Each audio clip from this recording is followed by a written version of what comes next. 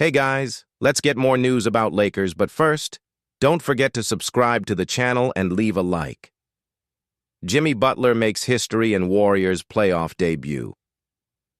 The Warriors' Game 1 win over the Rockets wasn't just a road victory, it was a message. Golden State walked into Houston's building and walked out with a 95-85 win, thanks to their defense, their stars, and a willingness to embrace a little chaos when it counted most. Warriors set the tone. Early Golden State led for nearly the entire night, holding Houston to just 13 points in the second quarter and 85 total, their lowest scoring game of the season. "We just held a hell of a team to 85 points on their home floor," Steve Kerr said. "Our defense is big time. We're going to count on that." The Warriors didn't blitz Alperen Şengün, who finished with 26 points. They trusted Draymond Green to defend him straight up and focused on keeping Houston's guards in check. It worked. Jalen Green and Fred VanVleet combined to shoot 7 of 34. "If it's a half-court game, I really think our defense can get the job done in this series," Kerr added. "So we can't be turning it over. We can't give up a million offensive boards." Warriors stars deliver and make history. Stephen Curry finished with 31 points, hitting big threes in the fourth quarter to keep Houston at bay. But the night belonged to more than just the chef. Jimmy Butler, in his first playoff game with the Warriors, made franchise history. He became only the fourth player since the mid-1970s to record 25-plus points, 7-plus rebounds, 6-plus assists, and 5-plus steals in a postseason game. It wasn't just his stat line, 25-7-6-5, it was how he got there, drawing fouls, hitting tough shots, and playing with that edge that's defined playoff Jimmy for years. Organized chaos, the Warriors' identity, despite a 23-point second half lead, the Warriors let Houston claw back late. A few rushed passes, a miscommunication on an inbound. Kerr at one point screamed, "Poise!" at Curry and Green after an unforced turnover. But this is the Curry-era Warriors. The turnovers, the unpredictability, it's all part of the ride. Sometimes good things come out of the organized chaos that one player in particular loves and thrives in, Butler said. "I love the organized chaos, I'm not going to lie, because nobody knows what to expect, not even myself, not even Coach. The only person who knows what's coming out of the organized chaos is the one creating it." Golden State's post-deadline defense, the best in the league since acquiring Butler, showed up in Game 1. They held Houston to 6 of 29 shooting from deep and forced 22 offensive rebounds to turn into just 85 points. "We've got to be rock solid," Kerr said. "If we're rock solid, smart, and tough, I think we'll be in good shape." Via The Athletic, they weren't perfect, but they didn't have to be. Looking ahead, Game 2 is Wednesday night in Houston. The Warriors have now won at least one road playoff game in 28 of the 29 series in the Curry era. They've got Butler making history, Curry bending geometry, and a defense that travels. If Golden State can stay disciplined and keep riding, they're stars. The organized chaos might just carry them even further. Warriors' Stephen Curry sets the record straight on Jimmy Butler. The Golden State Warriors secured an impressive win over the Houston Rockets in Game 1 of their first-round playoff series. Stephen Curry's three-point shooting proved to be a major difference-maker, as it has done throughout his career.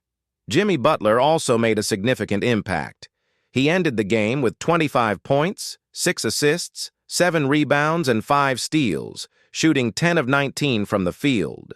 Despite his showing, Charles Barkley still downplayed Butler's impact when talking to Curry on TNT's postgame show. Curry quickly defended his all-star teammate.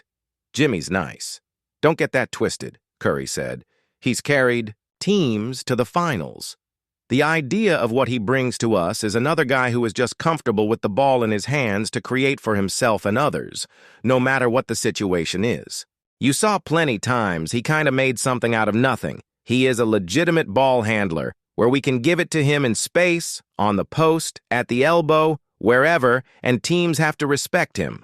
So if I can space and give him room and keep the defense honest, that helps.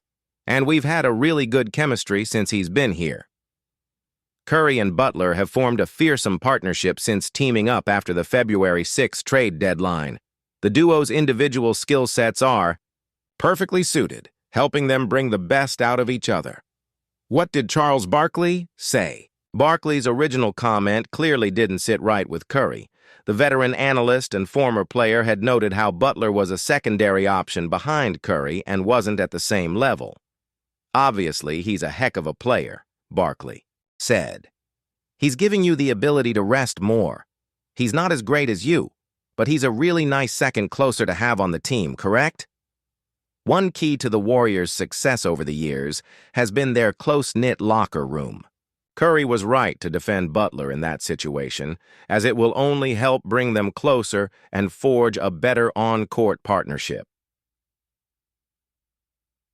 Draymond Green praises Stephen Curry during his post-game news conference.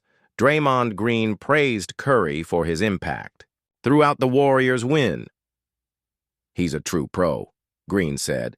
Today's day and age, it's impossible to not hear anything.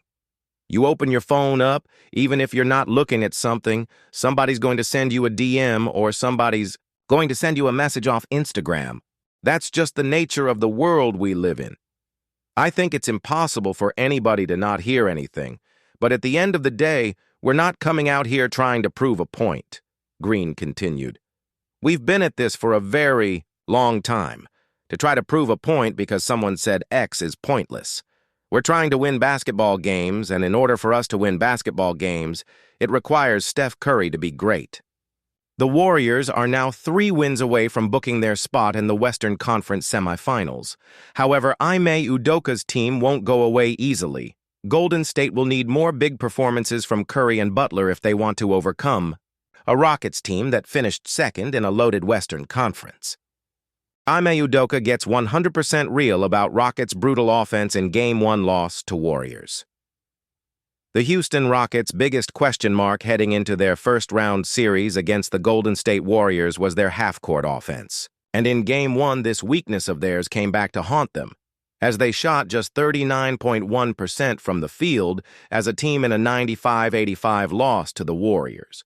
Even their 16-rebound advantage on the offensive glass wasn't enough to make up for their lack of scoring efficiency as a unit. Outside of Alperen Sengun, the Rockets didn't have much going in the way of offense. It's going to be hard for any team to win a game if their starting backcourt shoots a combined .734 from the field, with Fred VanVleet and Jalen Green building a house of bricks with each miss that clangs off the rim. Head coach Ime Udoka, however, is not about to lose his composure just because a poor shooting night led to a disheartening Game 1 loss for the higher-seeded Rockets. Some guys did struggle offensively. Not going to overreact to one game, Udoka said in his post-game presser, according to Will Kunkel of Fox 26 Houston.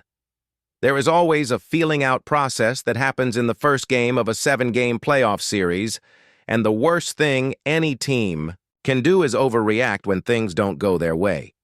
The first team to 4 wins advances, so while it matters a bit as to which team wins Game 1, it's not the end of the world if they don't. Perhaps there is some positive regression on the way for the likes of VanVleet and Green, which should bode well for the Rockets. After all, they did just lose by 10 points even with the disparity in scoring efficiency between the two sides on the night. But there is a sense of urgency for them to figure it out, as they will not want to head out on the road down 2-0 in the series.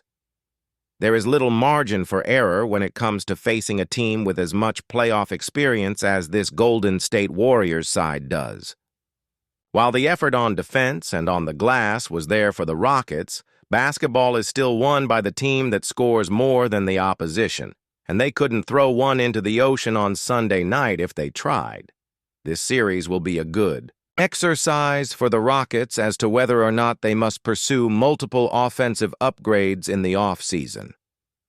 And you, fan, what did you think of the news? Leave your opinion in the comments.